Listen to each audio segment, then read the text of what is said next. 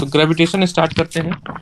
Gravitation से हमें पढ़ना है, ठीक है, रिवाइज करना है कुल मिला के। सो रिवीजन ऑफ ग्रेविटेशन मैं दिख रहा हूँ आप लोगों को, तो थोड़ा सा आप देख सकते हो। सो ग्रेविटेशन अच्छा चैप्टर है। 9th में आपका इंट्रोडक्शन कर रहे हो इसको, फिर से आपको अगर 11th में पीसीएम लेते हो या पीसीबी, तो चैप्टर 11th में बहुत मिलेगा, डिटेल में मिलेगा, वहाँ कुछ ज़्यादा ही अच्छे अच्छे सवाल बनते हैं इसमें। और ये मेडिकल और एंट्रेंस की जो तैयारी करते हैं उनके लिए भी अच्छा है। और अगर कोई अगले साल फाउंडेशन देना चाहता है जैसे कि एनटीएससी, तो वहाँ पे भी ये चैप्टर मिलेगा आपको। न्यूमेरिकल बहुत अच्छे अच्छे मिलते हैं, तो बहुत अच्छा है, अच्छे से पढ़ लो सिस्टम। सो ग्रेविटेशन का मतलब ये है कि इसमें न्यूटन्स ने कहा था कि कोई भी चीज़ इस दुनिया में जो एग्जिस्ट करती है वो एक यूनिवर्सल फोर्स है, वो अपने आप को एक दूसरे ऑब्जेक्ट को रिपल करती है। जैसे अगर मान लो यहाँ पे कोई ऑब्जेक्ट है, कोई भी हो यूनिवर्स में कहीं पे भी रखी हो, अर्थ हो चाहे अर्थ के बाहर भी हो, तो अगर मान लो यहाँ पे कोई ऑब्जेक्ट इसका मास m है और यहाँ पे एक और ऑब्जेक्ट इसका मास m नॉट है और इनके बीच में डिस्टेंस d है, तो ये वाला जो ऑब्जेक्ट है, ऑब्जेक्ट 1 या ऑब्जेक्ट a और ये ऑब्जेक्ट b, ऑब्जेक्ट a जो है वो भी एक फोर्स लगाएगा, यूं कह सकते हो रिपल्सन फोर्स लगाएगा ऑब्जेक्ट बी पे, और ऑब्जेक्ट बी भी एक फोर्स लगाएगा equal and opposite on object M, object A, दोनों पे लगेगा, इक्वल एंड अपोजिट लगेगा। Newton third law, according to Newton third law, according to Newton third law, ठीक है। अगर मैं इसको लिखूं एफ ए बी और इसको लिखूं एफ बी ए, तो ये दोनों इक्वल होंगे। F A B is equal to F B A, बस यहाँ पे माइनस साइन लगता है, ये माइनस साइन बताता है अपोजिट डायरेक्शन। ये माइनस साइन क्या बताता है बेटा? माइनस साइन अपोजिट डायरेक्शन, बस मैग्नीट्यूड नहीं बताता, ठीक है। माइनस साइन का मतलब होता है अपोजिट डायरेक्शन। अगर मैं कहूँ 10 न्यूटन माइनस और प्लस 10 न्यूटन माइनस, इसका मतलब ये दोनों इक्वल है, बस अपोजिट में 10 न्यूटन इधर की तरफ लग रहा है मान लो, तो माइनस 10 न्यूटन इधर की तरफ लगेगा, ऐसे, बस इतना अंतर है, ठीक है। क्योंकि फोर्स क्या है? वेक्टर क्वांटिटी है। फोर्स क्या है? वेक्टर क्वांटिटी है। फोर्स क्या है? वेक्टर क्वांटिटी है। इसके लिए एक और आपके एनसीईआरटी में भी एक एक्टिविटी दी गई है ग्रेविटेशनल फोर्स को समझने के लिए, कि ग्रेविटेशनल जो हमारा प्लेनेट रिवॉल्व करता है अराउंड द अदर प्लेनेट, जैसे सन के चारों तरफ धरती घूमती रहती है या अपने ऑर्बिट पर रिवॉल्व करती है, उसको समझने के लिए एक चीज और बताया गया है कि एक काम करो, एक स्ट्रिंग ले लो और उसमें स्टोन बांध दो, ठीक है। एक स्टोन ले लो और उसमें रस्सी बांध दो, ठीक है। और यहाँ पे आप खड़े हैं और इसको आप गोल गोल घुमाओ। इसको जब आप गोल गोल घुमाओगे तो एक ये पर्टिकुलर रेडियस में ये घूमता रहेगा, ये बॉल पर्टिकुलर रेडियस में ये बॉल घूमता रहेगा। रेडियस क्या रहेगा? जितनी लंबी आपकी मतलब वो रहेगा, स्ट्रिंग रहेगी, उतने गोल गोल वो घूमता रहेगा। अभी जब ये गोल गोल घूमता है तो आपके हाथों में एक प्रेशर, एक फोर्स फील होता है, आपको पता नहीं चलता बट वो माइनर सा फोर्स फील होता है, जो कि आपके टुवर्ड द ऑब्जेक्ट लगता है, टुवर्ड द सेंटर लगता है, ठीक है। यहाँ पे है तो इधर की तरफ लगेगा फोर्स, यहाँ पे स्टोन है तो इधर की तरफ लगेगा, यहाँ पे स्टोन है तो इधर की तरफ लगेगा, और यहाँ पे स्टोन है तो इधर की तरफ लगेगा, ठीक है। 3 बज गया क्या? अच्छा ठीक है, वो नीचे बच्चे आते हैं ना छोटे पढ़ने, वाइफ पढ़ाती है तो वही आएंगे। सो ये जो फोर्स टुवर्ड द सेंटर लगता है, इसको हम लोग कहते हैं सेंट्रीपिटल फोर्स कहते हैं। क्या कहते हैं? Centripetal force. अब देखो, अगर आपने मान लो, मुझे बताना बस अर्नब, अगर ये रस्सी टूट जाएगा, ब्रेक हो गया, तो इस पत्थर का क्या होगा? स्टोन का क्या होगा? ऐसे चली जाएगी? घूमेगा नहीं, वो फेंका जाएगा ऐसे, है ना, छूट के निकल जाएगा। कभी कभी आप ऐसे ऐसे घुमाते हो तेज तेज, तो जब टूट जाती रस्सी किसी को चोट लग जाता है ना। तो अगर मान लो सेम इसी तरह से इस इंसान को हटा दो और यहाँ पे रख दो सन, क्या रख दो? सन, ठीक है। और ये जो गोल गोल घूम रहा है, ये घूम रहा है अर्थ। तो अगर ये घूम रहा है, अगर मान लो अंदर की तरफ फोर्स नहीं लगा रहा, आपस में दोनों एक दूसरे को फोर्स नहीं लगा रहे हैं, तो एक समय आएगा कि अर्थ जो है अपना ऑर्बिट छोड़ देगा, ट्रैक नहीं होगा सर जो उसको सर वहां पर अट्रैक्ट करके रखा है वो है सेंट्रीपिटल फोर्स। हाँ सेंट्रीपिटल फोर्स तो है ही है, मैंने कहा कि सर अगर मान लो ट्रैक नहीं होगा सर, वो दोनों फिर अर्थ गिर जाएगा सर, अर्थ गिर जाएगा। इसका मतलब यह है कि कहीं ना कहीं अर्थ और सन में एक अट्रैक्शन फोर्स लग रहा है, जिसकी वजह से अभी अर्थ घूमता रहा है और गिर नहीं रहा है, अपने ऑर्बिट को छोड़ नहीं रहा है। तो ये जो फोर्स लगता है, ये फोर्स प्रोड्यूस होता है ग्रेविटेशनल फोर्स, या ग्रेविटेशनल फोर्स कहते हैं इसको। क्या कहते हैं? ग्रेविटेशनल फोर्स कहते हैं। कोई दिक्कत? कोई दिक्कत? No sir. ओके, सो यहां से एक समझ आई। यहां से अगर हम कुछ कॉन्सेप्ट लिखें तो हम कहेंगे gravitation has the phenomena, gravitation has the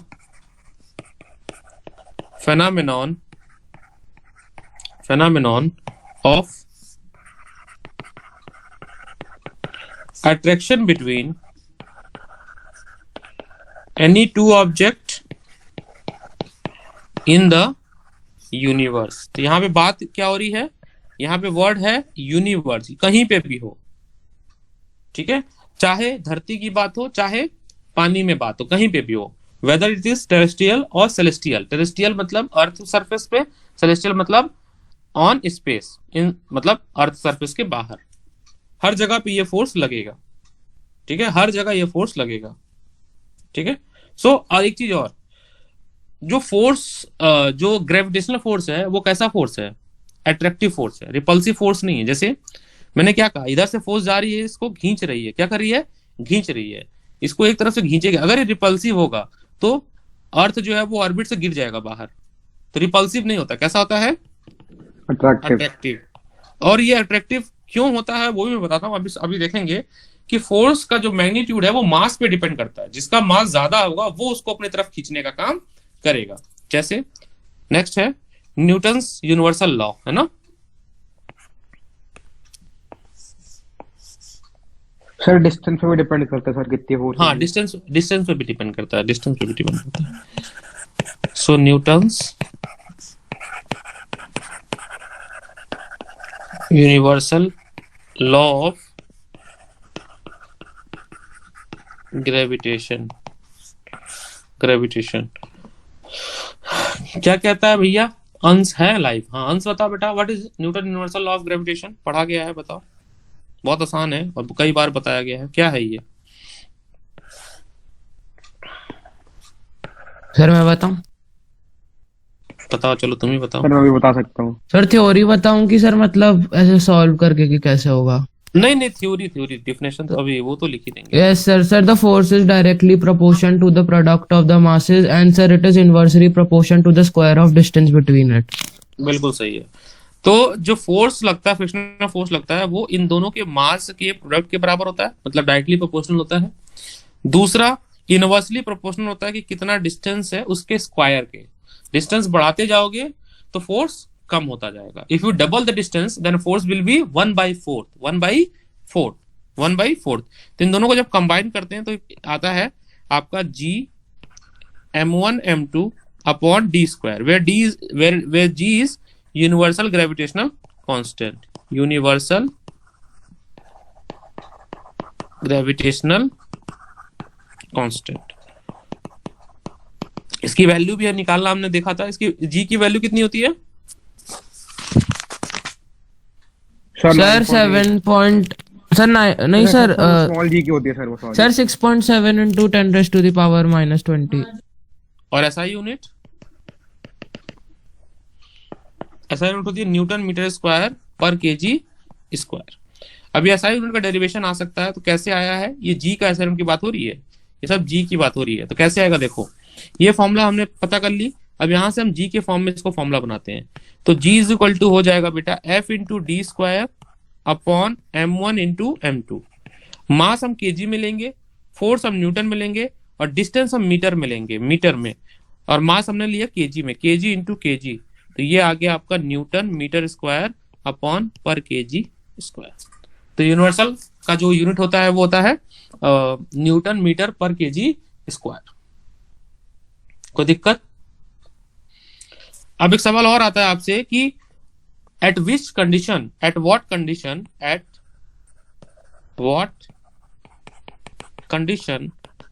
condition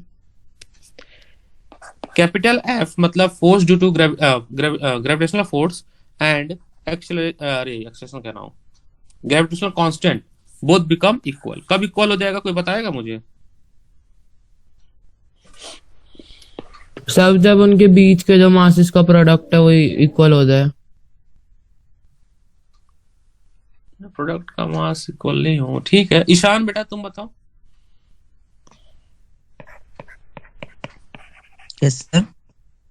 मैं कह रहा हूं कि कौन सा ऐसा, eight which condition gravitational force and gravitational constant should be equal, दोनों इक्वल कब हो जाएगा? देखो बहुत आसान है। अगर मान लो दोनों का मास, दोनों ऑब्जेक्ट का मास अगर 1 kg हो जाए और दोनों के बीच का डिस्टेंस 1 मीटर हो जाए, तो फॉर्मूले में रख दो g इंटू 1 अपॉन 1 का स्क्वायर। कितना हो जाएगा ये? Is it clear? कोई दिक्कत? हो जाएगा।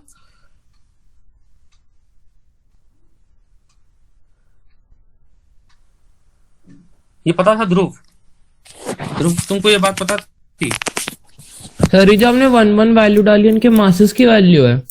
हाँ, तो सर ये भी कह सकते हैं ना सर, इनके मासेस को अगर इक्वल रहते, जैसे मैंने कहा था सर, मासेस को, इन दोनों के मासेस को इक्वल, जैसे 2 भी ले ले, सॉरी 1 ले ले, तो sir F is equal to G हो जाएगा। ब्लर दिख रहा है यार इस तरह, तो यही सही है फिर। हाँ, तो इसको ऐसे लिखा जाएगा, इसका वर्डिंग में अगर लिखना चाहे तो universal gravitational constant that is G is numerically equal to the gravitational force of attraction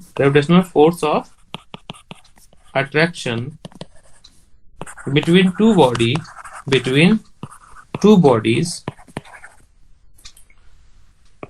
each of unit mass मतलब 1 kg, that is 1 kg. Each of unit mass kept at unit distance. Unit distance का मतलब 1 metre from each other. Sir अगर और कोई distance होगा sir तो नहीं होगा ना वो इक्वल? हाँ, सर अगर कोई और डिस्टेंस होगा सर तो इक्वल नहीं होगा तब इक्वल नहीं होगा, तब तो कुछ वैल्यू आएगी, तब तो कुछ ना कुछ वैल्यू आएगी। ठीक है, जैसे मान लीजिए ये ऑब्जेक्ट है और ये भी एक ऑब्जेक्ट है, इनके बीच की जो दूरी है वो है 1 मीटर, इनका मास है 1 kg और इनका भी मास है 1 kg, तब जाके F और G बराबर होगा। अगर कुछ भी चेंज होता है, जैसे मास चेंज हो गया, डिस्टेंस चेंज हो गया, तो F और G इक्वल नहीं आएगा। सर कोई वैल्यू आ जाएगी 1 की जगह आंसर में, कुछ समथिंग वैल्यू आएगी, है ना? ठीक है, कोई दिक्कत? नो। गुड।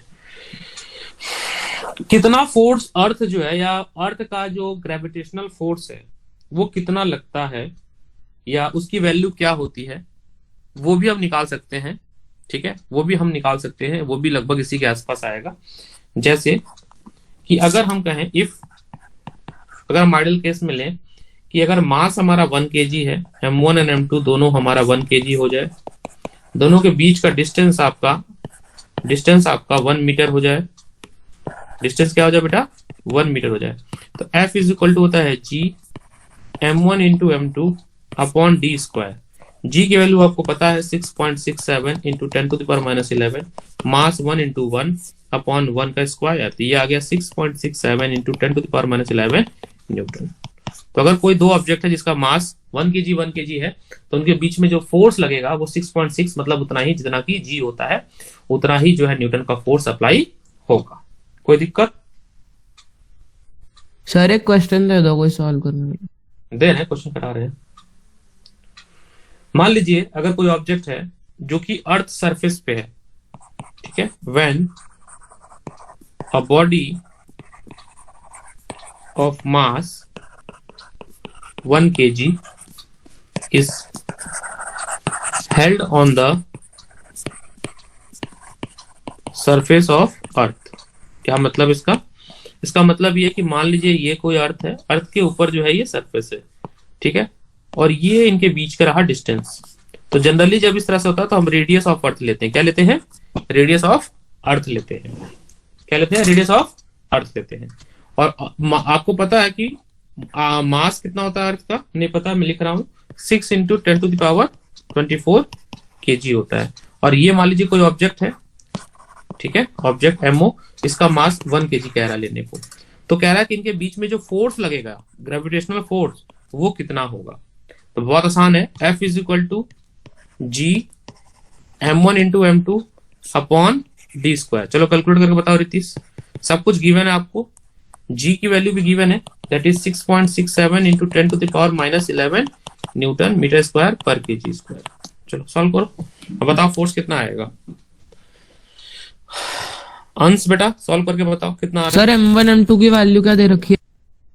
है। m1 मतलब ये मास ऑफ अर्थ, ये है m1, और m2 का मतलब मास ऑफ ऑब्जेक्ट। m2 की वैल्यू 1 kg है सर और M1 की 6 into 10 to the power 24 kg।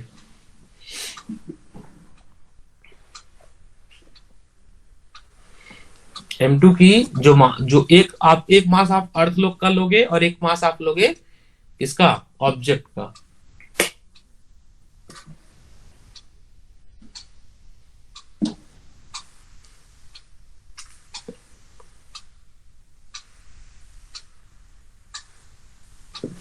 तो यहां पे आप रखोगे g की value 6.67 into 10 to the power minus 11, mass of earth रखोगे 6 into 10 to the power 24, mass of object रखोगे 1 kg, उनके बीच का डिस्टेंस क्या लोगे इस बार, रेडियस ऑफ अर्थ लोगे। क्या लोगे, रेडियस ऑफ अर्थ। और रेडियस ऑफ अर्थ होता है 6.4 इंटू 10 टू द पावर 6 होता है, तो 6.4 into 10 to the power 6 metre होता है।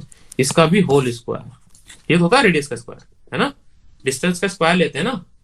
अब इसको सॉल्व करो। अब यहां तक तो तुम लिख दोगे, यहीं पे तुम स्टक हो जाओगे, क्योंकि वैसे कोशिश करो, सॉल्व करके बताओ कितना आंसर आ रहा है। मैं इसको जूम कर देता हूं।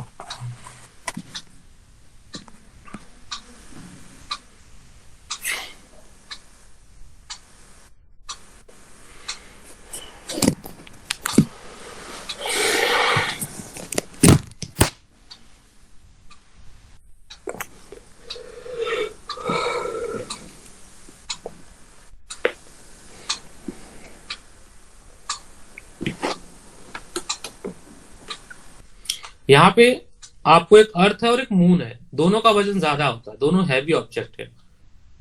तो अब जब दोनों हैवी ऑब्जेक्ट हैं और दूर भी बहुत है, देखो डी की वैल्यू कितनी है, 3.84 इंटू 10⁸ मीटर है। अगर हम इसको किलोमीटर की बात करें तो ये 3.8 इंटू 10⁵ किलोमीटर के सर आसपास। मून का मास कितना? 7.4 into 10 to the power 22 kg ये है। सर और डायमीटर कितना है इनका? डायमीटर नहीं, डिस्टेंस ले जाएगा। Sir distance 3.84 into 10 to the power 8 metre, बहुत दूर है। लव एब्सेंट है ना। अब तुमको दिमाग में आएगा कि सर पेपर में कैसे करेंगे, यहाँ पे तो आंसर आपने बता दिया, तो इसका एक तरीका है, मैं बताता हूँ। तुम क्या करो कि 6.67 जितने भी एक्सपोनेंट वाले हैं ना उनको एक जगह लिख लो, जितने भी एक्सपोनेंट वाले हैं 10 to the power 24, 10 to the power 22, और जो नॉन एक्सपोनेंट उनको एक जगह लिख लो 6 इंटू 7.4। ठीक है, देखो नीचे थोड़ा सा तुमको कंफ्यूजन हो सकता है, ये ऐसे है 3.84 इंटू 3.84 और 10 to the power 8 into 10 to the power 8। कुछ लोग पता क्या करेंगे, 10 टू पावर 16 हो जाएगा। कुछ लोग, हाँ कुछ लोग 64 लिख देंगे, जबकि 16 होगा, ये 8 प्लस 8 होगा, तो ये हो जाएगा 10 टू द पावर 16। कितना हो जाएगा, 10 टू पावर 16। इसको भी ऊपर ले जाओ, बात समझ रहे हो। तो नेक्स्ट स्टेप में ऐसे लिखो 6.6 माइनस हो जाएगा सर ऊपर, हाँ ऊपर जाके माइनस हो जाएगा। अब ऊपर देखो पावर ऐड हो गई, 24 और 22 ऐड हो जाएगा, तो कितना हो जाएगा 10 टू द पावर 24 और 22 46 into 10 to the power minus 16, है ना, अपॉन में 3.84। अभी क्या काम करो कि तुम जो पहले तो इनको सॉल्व कर लो, पावर को एक तरफ सॉल्व करके किनारे कर दो, तो ये हो जाएगा इंटू 10 टू द पावर 6 चला गया 10, 30 हो रहा है आई थिंक, है ना। अब अब ये जो लोग हैं, ये लोग इतने लोग जो हैं, इनको तो पहले तुम डेसिमल हटाओ। क्या करो, डेसिमल हटाओ। सर ऊपर 100 कर देगा इंटू 100, तो 6.67 करोगे तो एक डेसिमल हटेगा, तो नीचे आ गया 100। ठीक, 6 है, 7.4 का हटा तो 74 अपॉन 10 आ गया। अब नीचे भी तो है 3.84 का डेसिमल हटा तो ऊपर गया 100, बोलो हाँ या ना, और इसका भी गया तो एक 100 ऊपर भी गया, इंटू 10 टू द पावर 30। 100 से 100 काटो ठीक है, एक 10 से एक 10 काटो, तो अब हो जाएगा 667 इंटू 6 इंटू 74 अपॉन 384 इंटू 384, और एक 10 है उसको उधर ही दे दो, तो 10 टू द पावर 31 हो गया। अब इसको सॉल्व करो, पूरी कहानी अब इसको सॉल्व कर लेते हैं। तो मैं इसको अगर चाहो तो डिवाइड कर लो, देख लो ये स्टैंडर्ड रिजल्ट है। और आपको याद रखना है कि मून और सन के बीच में जो फोर्स लगता है, इसका यूनिट में न्यूटन है, जो ग्रेविटेशनल फोर्स लगता है वो लगता है 2.101, ठीक है, छूट गया 01 into 10 to the power 20 newton. याद रहेगा, याद रखना है, कुछ चीजें आपको याद रखनी है।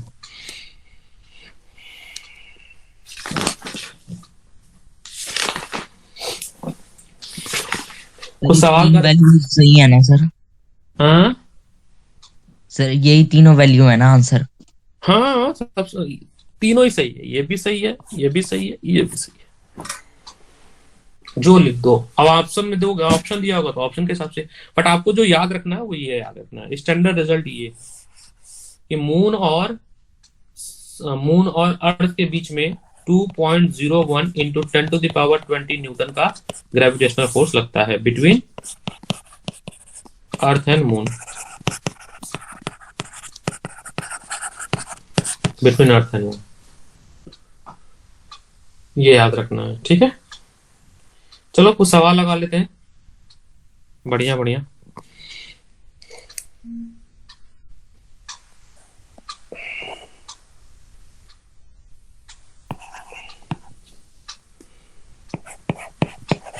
If the distance of Earth, अच्छा इसका मैंने बना के दिया होगा ग्रेविटेशन का पीडीएफ, रुको देखता हूं, मैंने होगा मेरे पास। If the distance of Earth from the sun were half the present value, how many days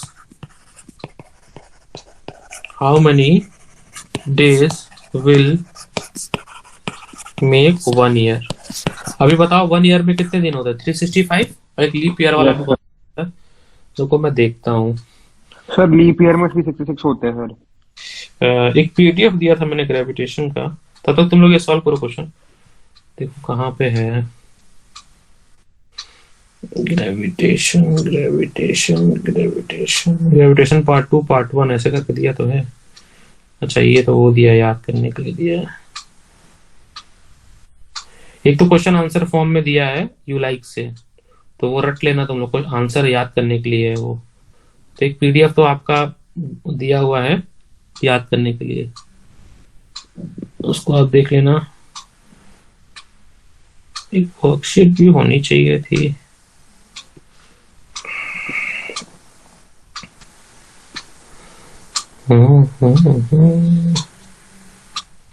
नहीं दिया है मैंने, ठीक है अभी दे दूंगा आज।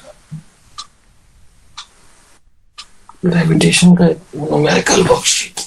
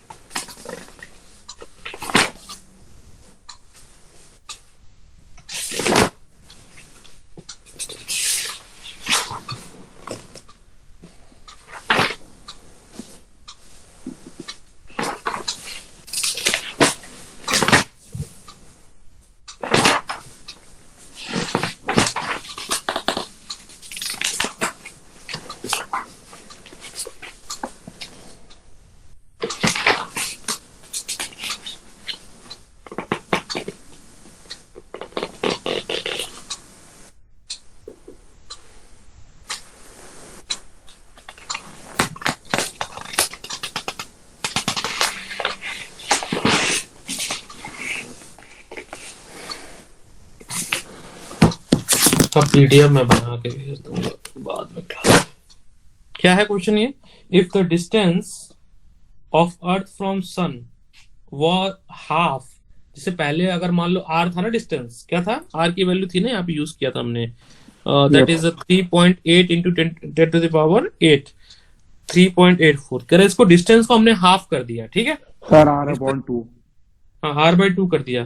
तो बताओ कितने दिन में, how many day, in how many days the 1 year completed. अभी तक जब आपका डिस्टेंस पहले वाला आर था तो 365 डेज में होता था, यस अब R/2 कर दिया गया तो कितना होगा। तो देखो, जब पहले R1 था, मतलब प्रेजेंट 3.8 समझ लो, ठीक है, तो T1 कितना ईयर होता था, 1 ईयर, कितने डेज का होता था, 365। 5 का। अब आपने नया जो आर किया है वो मान लो ये आर पहले का था, वो R/2 कर दिया है ना, तो अब T2 कितना होगा, ये है ना। इसमें थोड़ा सा ना ग्रेविटेशन का कॉन्सेप्ट नहीं लगेगा, इसमें लगेगा कैपलर का रूल लगेगा, तो कैपलर बताना में रह गया है। चलो ठीक है, अभी यहाँ बता देता हूँ। T2/T1 फॉर्मूला डायरेक्ट बता देता हूँ, फिर मैं बताऊंगा Kepler. Square is equal to होता है R2/R1 का क्यूब, ये फॉर्मूला होता है कैपलर का, ठीक है। कैपलर ने दिया था प्लैनेटरी मोशन के ऊपर। तो पहले का टाइम 365 है ना, पहले का टाइम 365, या रहने दो, अभी वैल्यू मत पुट करो, रहने दो, बाद में पुट कर देना। T2/T1 का होल स्क्वायर। अब R2 कितना हो गया, R/2, और R1 कितना था, R। तो इसको काट सकता हूं मैं, बोलो हाँ या ना, R से R कट जाएगा, 1/2 का क्यूब हो जाएगा, और 1/2 का क्यूब का मतलब होता है 1/8, 1/8। इधर है T2 और T1, और इसका स्क्वायर है, तो अगर मैं स्क्वायर हटाता हूं तो T2/T1 हो जाएगा 1/√8, बोलो हाँ या ना। स्क्वायर रूट इधर चला जाएगा ना, जब हटाते हैं तो इधर स्क्वायर रूट चला जाता है। आपको चाहिए T2, क्या चाहिए T2, तो T2 आएगा T1/√8। अब T1 है 365, और √8 का मतलब होता है 2√2। अब 2√2 का वैल्यू अगर आपको नहीं पता है तो जैसे √2 का वैल्यू शायद 1.7 होता है इधर, है ना, वो देखते हैं अभी √2 की वैल्यू कितनी होती है, किसी को पता है √2 की वैल्यू, सर कुछ 1.14 होती है।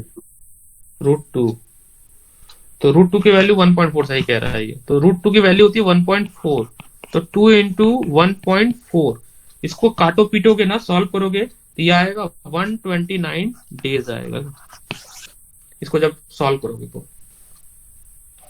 तो अगर डिस्टेंस हाफ हो गया तो आपका एक साल 129 डेज का होगा। कितने साल का होगा, 129 डेज का एक साल होगा।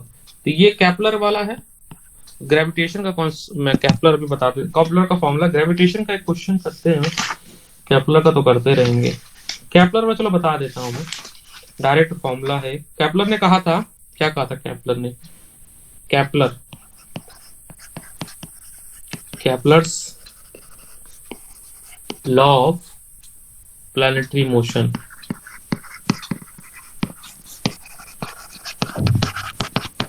प्लैनेटरी मोशन क्या कहा था इन्होंने कहा था कि अगर मान लो ये आपका एक लाइन है जो कि सन के बीचों बीच से जा रही है, और मान लेते हैं एक पॉइंट ये है F1, 2 पॉइंट माना जाएगा, ठीक है, this is earth, this is sun, ठीक है, F1 एंड F2। जो इलिप्स होता है ना बेटा, इलिप्स के 2 फोकस होते हैं। इलिप्स का कितना फोकस होता है, 2 फोकस होता है। ये आप ज्योमेट्री में पढ़ोगे अगले साल क्या, हायर क्लासेस में 11th में, कि जो एक होता है सर्कल, तो अर्थ जो है वो सर्कुलर पाथ में नहीं घूमती है, इलेप्टिकल पाथ में घूमती है, और इलेप्टिकल के 2 सेंटर होते हैं, यानी 2 फोकस होते हैं, ठीक है, और एक लाइन यहां से हमने परपेंडिकुलर ड्रॉ किया। तो अर्थ जो है वो इस ऑर्बिटल पाथ में घूमता है।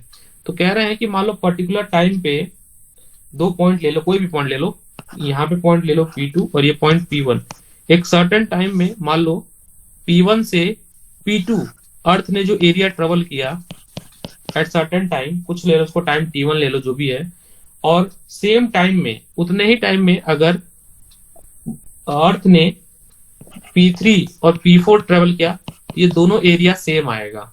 यहाँ पे O लेता हूं, तो area of P4O P3 is equal to area of P1O P2।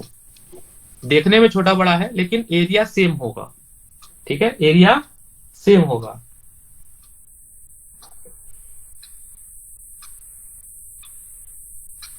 तो इन अगर स्टेटमेंट में लिखें तो in the elliptical orbit, in the elliptical orbit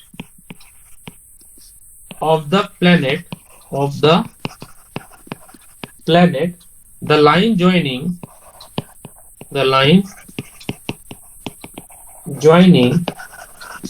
the center of the planet,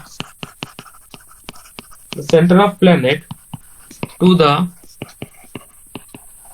center of the sun sweeps मतलब cover करना, sweeps equal area in equal interval of time। तो अगर मान लो यहाँ पे टाइम t1 है और यहाँ पे टाइम t2 है, तो t1 जो है वो t2 के बराबर होगा। मतलब p1 से p2 जाने में t1 टाइम लग रहा है और p3 से p4 जाने में t2 टाइम लग रहा है। किसके लिए? अर्थ के लिए। तो जो एरिया बनाएगा, एरिया मतलब ये वाला सरफेस, ये वाला ऐसे कुछ, ये और ये ऑरेंज दोनों येलो वाला, वे एरिया सेम आएगा। ये देखने में लग रहा है कि बड़ा एरिया है, बट एक्चुअल में एरिया सेम कैप्चर करता है। ठीक है,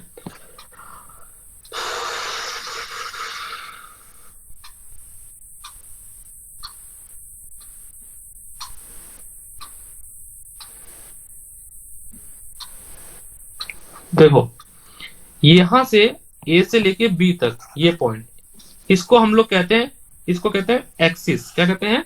एक्सिस। ये एक्सिस है आपका, तो इसका मैं हाफ कर दूं तो वो आर आता है। इसको कहते हैं सेमी मेजर एक्सिस कहते हैं। क्या कहते हैं?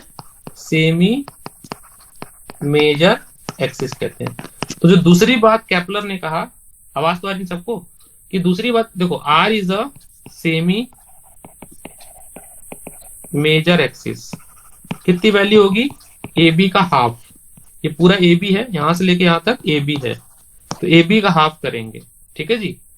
तो केपलर के हिसाब से उन्होंने कहा कि जो टाइम का स्क्वायर है वो डायरेक्टली प्रोपोर्शनल होगा आर के क्यूब से। कैसे लाया तो मुझे भी नहीं पता, बट एक फॉर्मूला है जो उन्होंने ड्राइव किया, जो भी एक्सपेरिमेंटली या कैलकुलेशन मैथ किया उन्होंने, और यहां से फॉर्मूला दिया कि आर का क्यूब टाइम के स्क्वायर का अगर आप इनका रेशियो लेते हैं तो वो हमेशा कांस्टेंट वैल्यू देता है, हमेशा ही कांस्टेंट वैल्यू देता है। तो इसी का यूज करके ये आर क्या है? Are is a